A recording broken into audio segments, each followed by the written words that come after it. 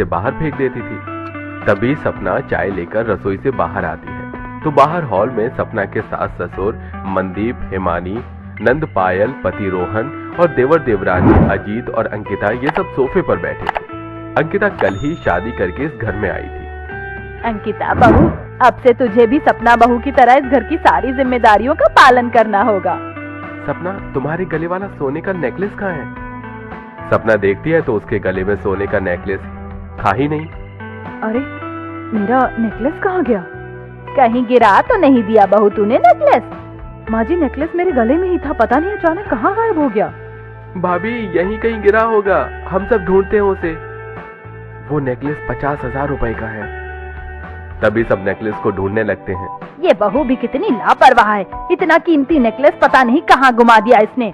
अरे अच्छे से ढूंढो, यहीं कहीं पड़ा होगा नेकलेस। यहाँ आते ही ये क्या टाइम पास चल रहा है? सब काफी समय तक नेकलेस को ढूंढते रहे, पर नेकलेस पूरे घर में कहीं भी नहीं था। हिमानी के इस घर में 3 कमरे और एक हॉल था। थोड़े समय बाद सब हॉल में आकर बैठ जाते हैं। पूरा घर छान मारा हमने, नेकलेस का कहीं पता नहीं चला। तो इतनी लापरवाह कैसे हो सकती है सपना बहू? जेठानी जी, आपको नेकलेस को अच्छे से संभाल कर रखना चाहिए था। क्या मतलब अच्छे से रखना चाहिए था? तुम्हें क्या लगता है मैं लापरवाह हूँ, चीजों की कदर नहीं करती हूँ? मेरा मतलब वो नहीं था भाभी। इस घर में आते ही तो मुझे यहाँ के लोगों की नजरों में बुरा करना चाहती है क्या? अरे नेकलेस ही गुम हुआ है ना, मैं दूसरा ले आऊंगी, उसमें क्या बड़ी बात है। सपना अपने कमरे में चली जाती है। अरे देखो इसे, गलती की गलती, और कैसे तेवर दिखा रही है ये। सपना ऐसी ही थी, उसे किसी भी चीज की कोई कदर नहीं थी। तभी वो अपने कमरे में आकर बैठ जाती है। जरा सा नेकलेस क्या खो गया मुझसे? ये लोग तो ऐसे समझ रहे हैं जैसे इनकी जायदाद गुमा दी मैंने। वो कल की आई अंकिता सबके सामने कुछ ज्यादा ही होशियार बन रही थी ना, उसे तो मजा चखा कर ही रहूंगी मैं। रात का समय, सब हॉल में बैठे थे।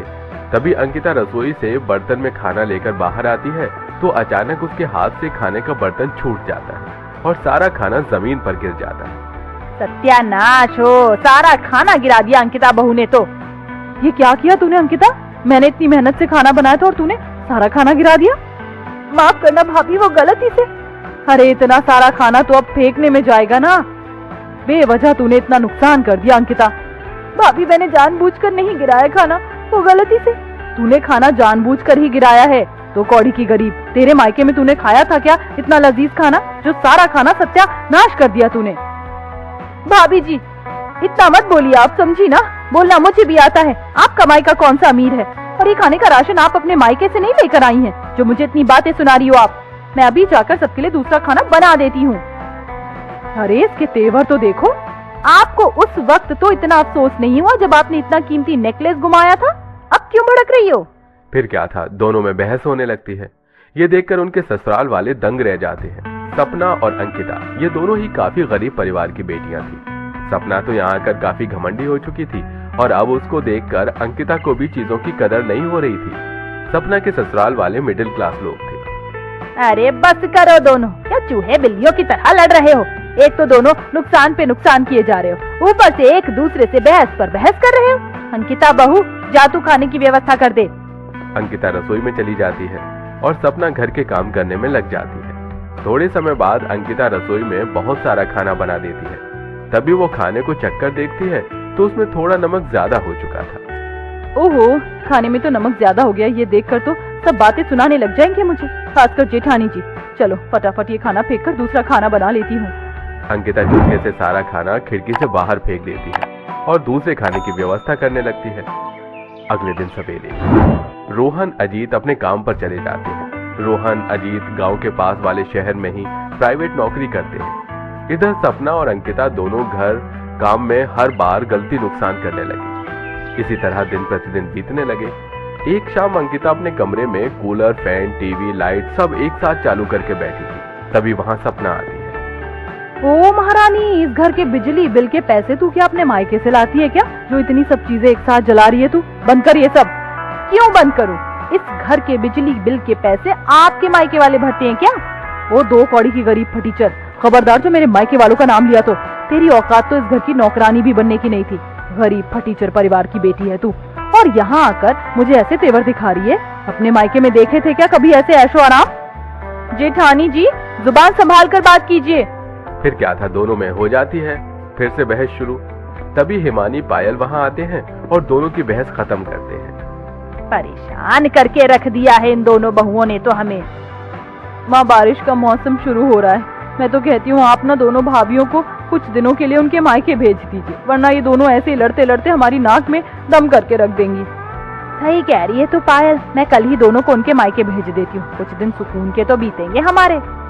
हिमानी और सब सपना और अंकिता की इस रोज रोज की बहस से काफी परेशान हो चुके थे। तभी अगले ही दिन हिमानी, सपना और अंकिता दोनों को उनके गरीब मायके भेज देती है। सपना उसी गांव में अपने छोटे से झोपड़े घर अपने मायके में आती है, जहां उसके गरीब माता पिता दामिनी, शेखर और छोटी बहन रिया थी। सपना के मायके वाले बहुत ही गरीब थे, उनका घर काफी छोटा और झोपड़ा घर था। इधर अंकिता भी उसी गांव में अपने छोटे से झोपड़े मायके में आती है, जहां उसके गरीब माता पिता मंगेश और सरला थे। अंकिता का भी घर काफी छोटा और झोपड़ा घर था। रात का समय अचानक तेज बारिश शुरू हो जाती है। सपना अपने मायके में बैठी थी।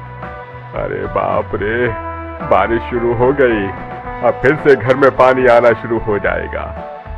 इतना कहना ही हुआ था कि तभी शेखर के घर की कमजोर छत से बारिश का पानी टपकना शुरू हो जाता है। बरसात आती हमारी परेशानी शुरू हो जाती है। तभी दामिनी जो मिट्टी के चूल्हे पर खाना बना रही थी, तो चूल्हे पर पानी गिरने से चूल्हा बुझ जाता है। अब इस पानी में कैसे खाना बनाऊं?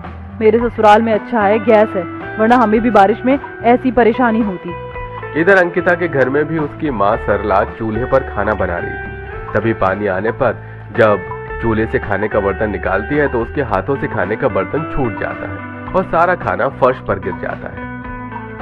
अरे बाप रे, ये क्या हो गया? तभी सरला जल्दी जल्दी गिरा वो खाना उठाकर बर्तन में डालती जाती है। अरे माँ, ये खाना खराब हो चुका है, ये खाना अब खाने लायक नहीं रहा। अरे बिटिया, मिट्टी में तो गिरा है खाना, ऐसे अन्न का अपमान नहीं करना चाहिए। हाँ बिटिया, अगर हम ये खाना फेंक देंगे तो हम क्या खाएंगे? तेरे पिताजी की कमाई इतनी कम है, ये जो रोज कमाते हैं अपने घर में उतने पैसों में एक ही दिन का खाना बन पाता है। कोई नहीं, हम इस खाने को साफ करके खा लेंगे। अपने परिवार की ये मजबूरी देखकर अंकिता की आंखों में आंसू आ जाते हैं। मेरे माता पिता मिट्टी में मिला खाना खा रहे हैं और एक मैं हूँ जो अपने ससुराल में इतने लजीज पकवानों को जरा सा नमक ज्यादा होने पर उस खाने को बाहर फेंक देती थी।